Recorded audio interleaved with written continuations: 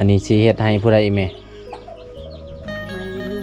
ให้ลูกสาวโอ้เป็นอะไรคือว่ามันนี่จ้อยแต่เจ้าเจ็บท้องโอ้เข้าห้องน้ำนี่ไปทางใดเข้าป้าบ่ระหว่างหนุ่มลาวกับหนุ่มไทยนี่สิเจ้าสองคนนี่สิเลือกหนุ่มใดอ่ะสุดว่าฝั่งลาวฝั่งไทยนี่ใจดีเบิดสิเอาฝั่งใดอ่ะให้สิเจ้าเลือกนะตอนนี้น่ะเอาเบิดบ่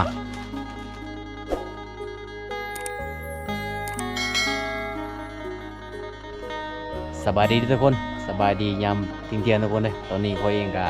อยู่ที่บ้านตะลิงคือเก่าทุกคน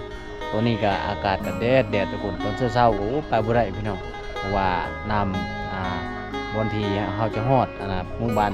ตะลิงกันหลายทุกคนเลยนะจะได้ก็ฝากไปติดตามน้ำกันแล้วก็สิไปหาสาววานทุกคนนี่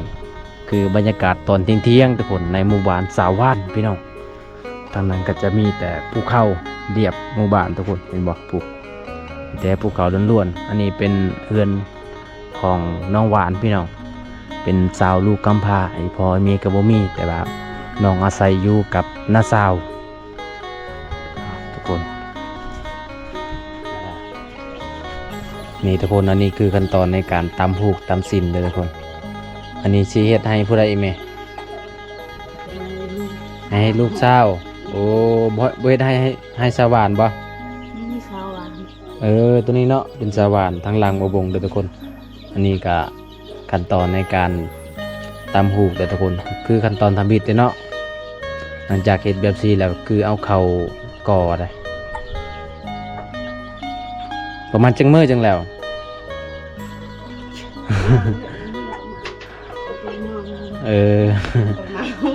มือเนาะ2 มื้อแล้วทุกคนอันนี้มันสิ้นยังบัดแล้วเฮามาตามนี่เป็นสิ้นยังนี่นะสิ้นจกบ่หรือว่าสิ้นมุกเป็นสิ้นมุกเด้อพี่น้องเอ้ยนี่ก็คือขั้นตอนในการตำหูกทำมิดกะต้องเฮ็ดแบบซี่ก่อนบ่ได้เขานับนะเขาบ่นับบ่อยู่พุ่นเนาะนับลบนับเท่าไรทุกคนก็คือก็จะมานับทางนี้ได้อันนี้คือบอลนับเนาะเจ้าก็เอาแพรมามัดไว้เลยทุกคนเห็นปะ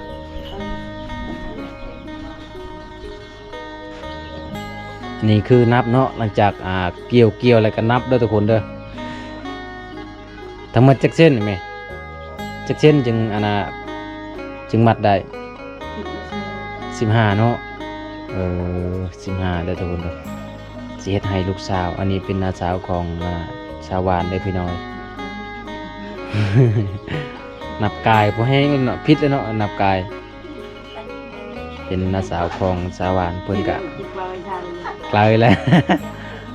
เรือเลยโอ้ยเนาะ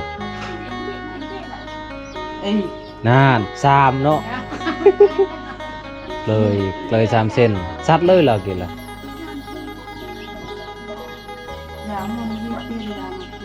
เหลือ3 เส้นพี่น้องเอาสาวานอยู่เฮือนหมอยไหม โอ้ก่อนละมาทางตามมา เนาะอยู่เฮือนเนาะทุกคนก็สิขึ้นไปหาสาวานก่อนยินข่าวว่าสาวานเจ็บท้องแต่บ่วงมาหามื้อนั้นพี่น้องอันนี้เป็นเฮือนครัวของน้องแต่ว่าน้องอยากเฮ็ดใหม่แต่ว่าบ่มีเงินจะเฮ็ดใหม่ทุกคนก็เลยไว้จังซี่ก่อนเบิ่งเสาก็เนิงเบิดแล้วพี่น้องเห็นบ่เสาทางนี้เนิงมาแล้วก็เจ้าก็เอาเสาตัวอื่นมาบังนี่ตัวนี้คือเป็นแกนได้พี่น้องขึ้นไปหาสาวานก่อนพี่น้องสิได้พ่อน้องหรือบ่นี่ทุกคนเป็นเรือนซ่านของน้องแบบคันไดแบบโบราณเลยนี่มาหอมนี่คือได้ขุใหม่ๆแล้วพี่น้องสีเขียวคือบวงมาเมื่อนั้นโอ้ขุหัวมันก็ทางชอบขึ้นไหนโซนทางไปจุดไหนเมียงไปวานไปจะไม่ยังem là tôi con số bên này lo của em lo สบายดีเด้อสวรรค์ สบายดี เป็นอะไรคือว่ามันนี่จ้อยแต่เจ้าเห็น เจ็บท้องโอ้กินนี่ยังมาคือว่าเจ็บท้อง ไม่ได้กินบ่ได้กินยังบ่ให้กินส้มบ่ กินส้มมาแล้วก็เจ็บท้องแล้ว ใส่หัวเจ็บท้องยังสิกินส้มอีก สวรรค์ว่าสิกินส้มเลย เกาโต กินส้มมะขามโลดมันจึงบ่เจ็บท้องน่ะประมาณจังมื้อจะเจ็บท้องน่ะ คุมมาจังเลยสอง 2 มื้อหาก็2 มื้อบ่เป็นหยังดอกซำนี้ ขนาด2 มื้อจอยซำนี้ น้ำไปช่วยถังเออ จอยให้มัน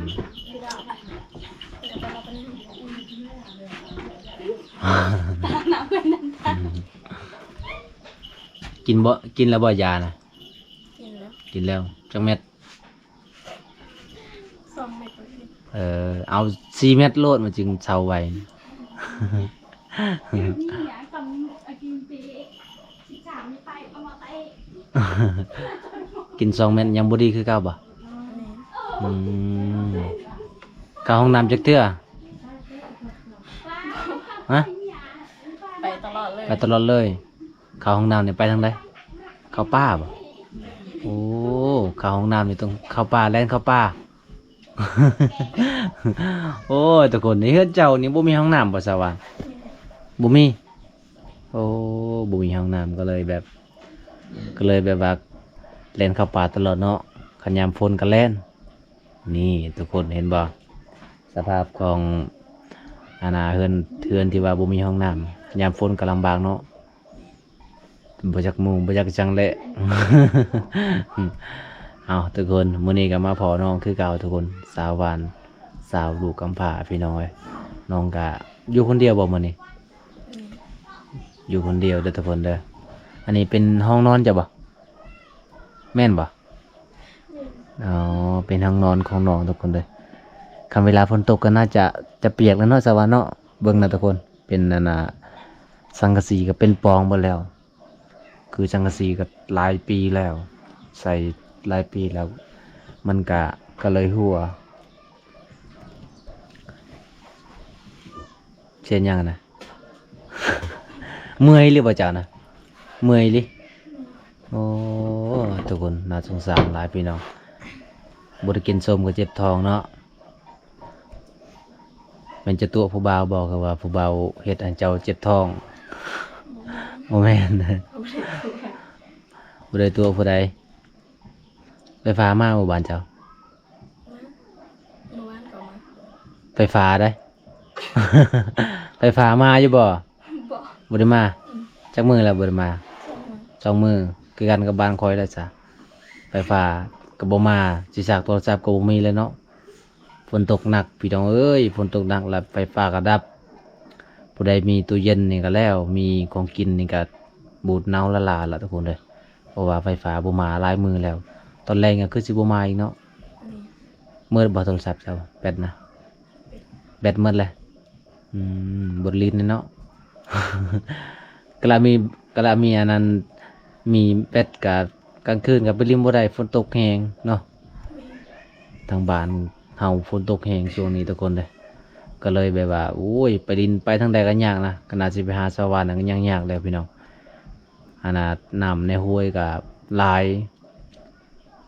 ตอนแรกๆนั่นคือสิไปบ่ได้แต่ว่าตอนนี้มันก็ลงแล้วลงไวเนาะในห้วยนั่นเนาะห้วยยังเกาะสวรรค์บ่ฮู้บ่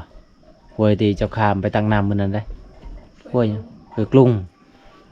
ห้วยกรุง เป็นห้วยกรุงพี่น้องมื้อนี้จะบ่ได้ไปใส่บ่แล้วหรือว่าเจ้าดำนานะ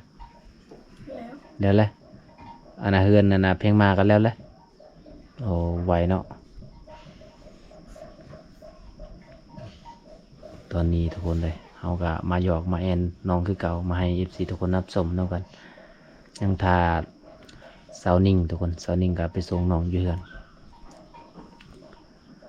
กลางค่ำกลางคืนมามีแล้วผู้ว่ามาเล่นอยู่นี่แล้วเนาะ บ่มีบ่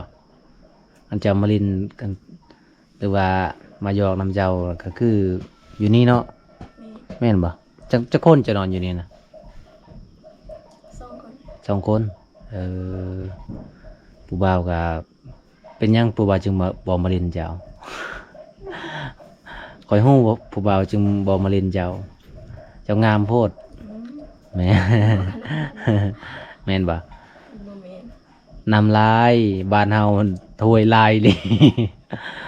ช่วงนี้แฮงกระติกบ่มีผู้ใดไปเข้าเมืองเลยเนาะสวรรค์เนาะ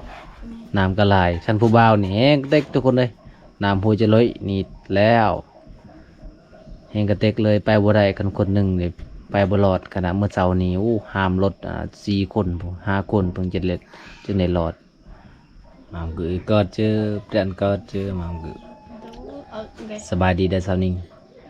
สบายดี กินนี่จะไปใส่กินนี่ฮะไปส่งน้องจะบ่ไปส่งน้องเห็นครู่บ่ ปินมาทางนี้นะ ส่งน้องเห็นครู่บ่ หรือว่าส่งน้องเจ้าให้เขาเอา นี่ทุกคน เสื้อคือกันมื้อนี้เนาะนี่สาววานกับสีเขียวสาวนิ่งกับสีเขียวเด้อทุกคนเด้อสีน้ำเงินแม่นบ่ สีน้ำเงินบ่แม่น นั่นก็เอิ้นว่า บ่แม่น เขียว บ่แม่นสกมวยได้นี่นะสีฟ้าบ่แม่นสีเขียว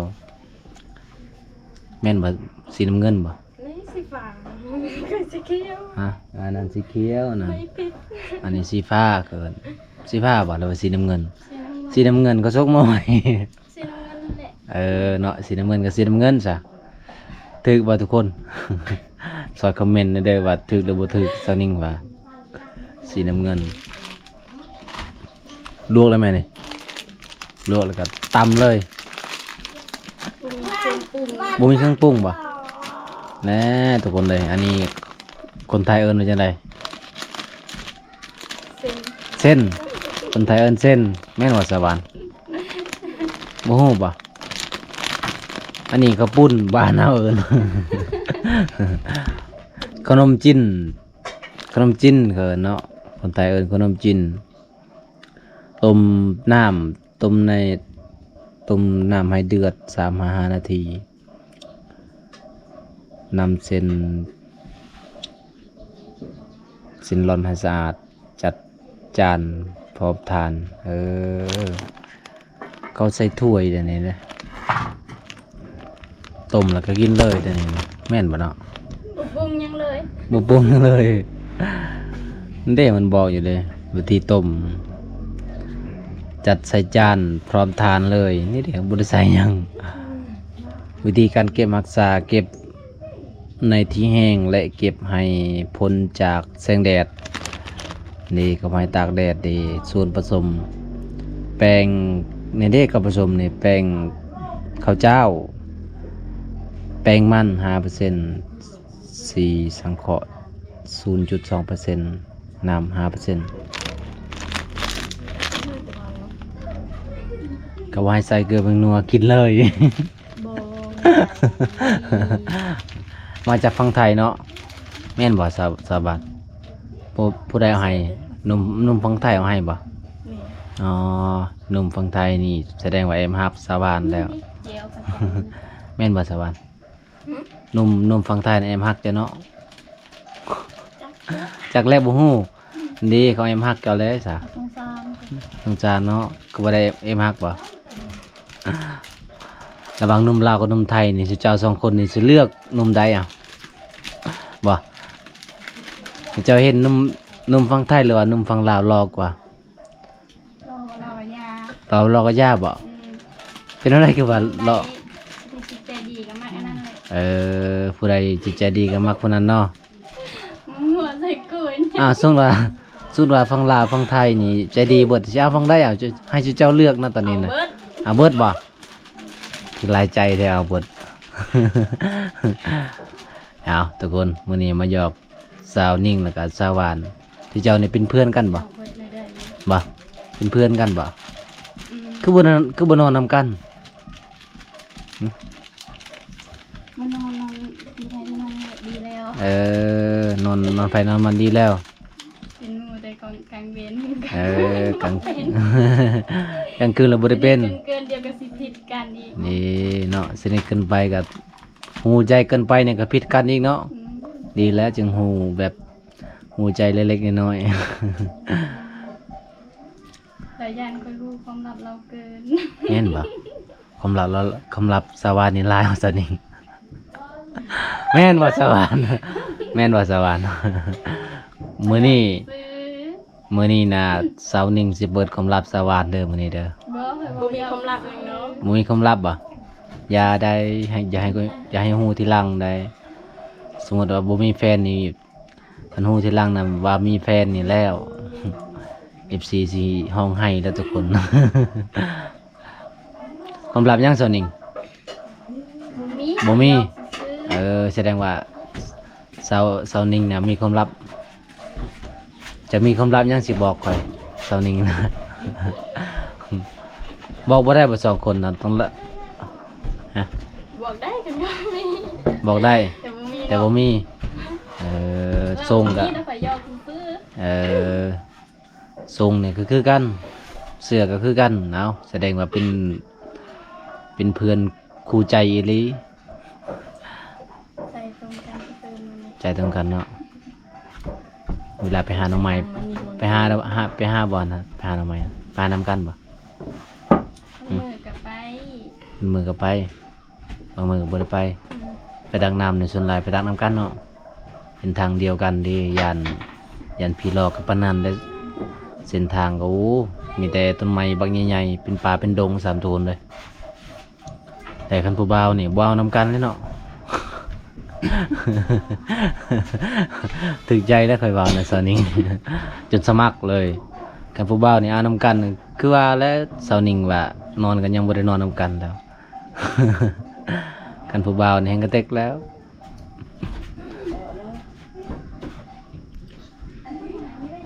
คันผู้บ่าวนี่สิเอาอยู่จักปีอ่ะเจ้าสองคนน่ะ คือตามมา ฮะสาวนิ่ง บู บ่ฮู้เลยว่าสิเอาจักปีอายุผู้บ่าวนะปีหนึงก็เอาบ่ปีหนึงเอาไปเลี้ยงแล้วคันเอาปีหนึงได้ คันเอาอายุปีหนึงนี่เอาไปเลี้ยงรถผู้บ่าวเอาเป็นลูก อย่านำเราตะดักหน่อยนี่ลงไปเลย เอาทุกคนเลยมื้อนี้สองเซียวนี่ก็โสดคือเก่าบ่มีผู้ใดมาจีบสาเหตุที่เขาบ่ได้มาจีบน่ะคือนำท่วมทาง เนาะสาวนิ่งเนาะน้ำท่วมทาง ไป 2 บอน 3 บอนพุ่นทุกคนเลยคันบ่มีครัวบอนหมู่บ้านข่อยแห้งกระเต็กอีก3 บอนพุ่น อ้าวทุกคนเลยมื้อนี้ก็มาหยอกมาแอนกับน้องๆคือเก่าตอนแรกนี่สิไปใช้จุจ้า2 คนบ่ได้ไปสอนบ่ไป เดี๋ยวนี้ สาวานเนี่ยก็เห็นสะดุ้งอยู่นะอยู่ตารางเฮือนน่ะไปซ้อนอยู่บ่ได้ไปนี่ทุกคนบ่เคยซ้อนบ่ เขามีไข่อยู่เด้ นะ ไปได้เลย ลาเป็นไข้ยาได้ลาเป็นไข้ สาวานบ่สบายอยู่ทุกคนเลยบ่ได้มียาดีเจ็บท้องนี่ก็ซื้อยาให้น้องนี่ทุกคน มีอยู่บ่ยาดีเจ็บท้องบ่แม่นยาเจ็บท้องแต่ยาดีเจ็บท้อง มีอยู่บ่กินอยู่บ่ยา กินแล้ว กินแล้วเนาะกินแล้วก็ยังบ่เศร้าอยู่ไปห้องหมอรถไปห้องหมอยังบ่เศร้านี่ลอยน้ำอีก ดีขึ้น มันดีมันเย็นเด้มันอยู่น้ำ ทุกคนในมื้อนี้ก็บ่มีเวียกหยังก็นั่งล่มนั่นนี่แหละหยอกกันนั่นนี่แหละทุกคนเลย จุ่มกินก็กินกัน ต้มมีก็บ่อยากต้มแล้วเพิ่นว่าบ่มีเนื้อปรุงพี่น้องบ่มีเนื้อปรุงก็เลยเอ้าจะได้ก็แหนมแต่มีนี่แหละแต่ค่อยแปลกก็คือไข่นี่ทุกคน เจ้ากะแกะกะหักเอากะ นี่ จับ บอกไข่เอามาอายเพิ่นเอามาแต่ฟังไทยพี่น้องแต่พอเราจะกินก็กินแต่สนอมว่ากินบ่ได้เค็ม เอาทุกคนคลิปนี้ก็พอสำเนียงกันเนาะมื้อหน้าก็พอกันใหม่ทุกคนเลยถ้างานแต่งมื้อใดก็จะมีข่าวดีมื้อนั้นพี่น้องคลิปนี้ก็พอสำเนียงก่อนเนาะสวัสดีเนาะสวัสดีเนาะเอาทุกคนปิดสำเนียงก่อนทุกคนเลย